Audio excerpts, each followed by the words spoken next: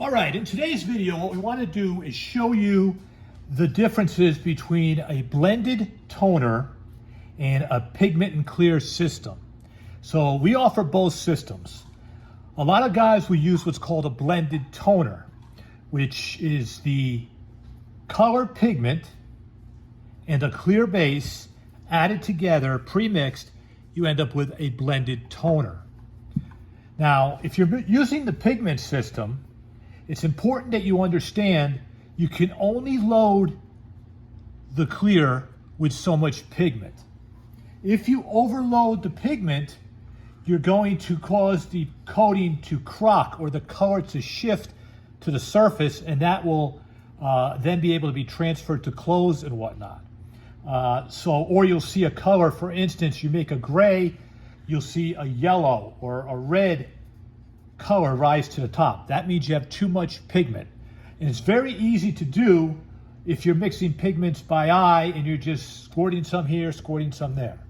So we want to show you how much pigment you should have and how to make the proper blend. So let's say you were making a 4-ounce jar like this. For pigment, we're going to put in 15 grams of pigment. Okay, so we want to set our scale here just so we can make sure we have the right amount.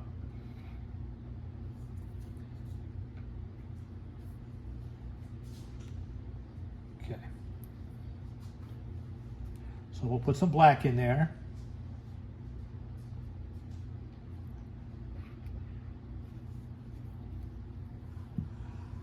Put some white in there, so you're going to tear it out.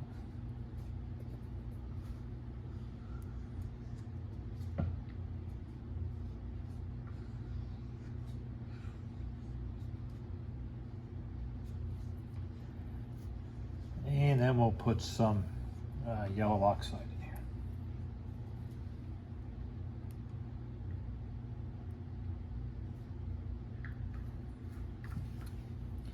So now, when we're mixing pigments with clear base, this is the amount of pigment that you should have in the mix. The rest of this is going to be a clear base. So if you're adding pigment, or you add your clear base first and you're squirting a little of this, a little of that, this level could now end up here. That's too much pigment. You'll get great coverage for sure, but you're going to compromise the adhesion and the way that the base lays down and the color itself. You cannot put too much pigment in or the base will fail. So remember this, that's how much pigment is in this entire bottle. That's the color part. So now the rest of it would be a clear base. We add the clear base.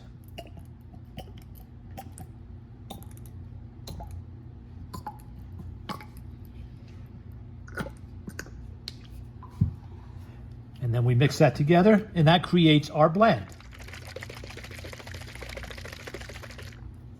So now this color here would be considered a blend. This is ready to spray. You just have to add crosslinker and you're ready to spray.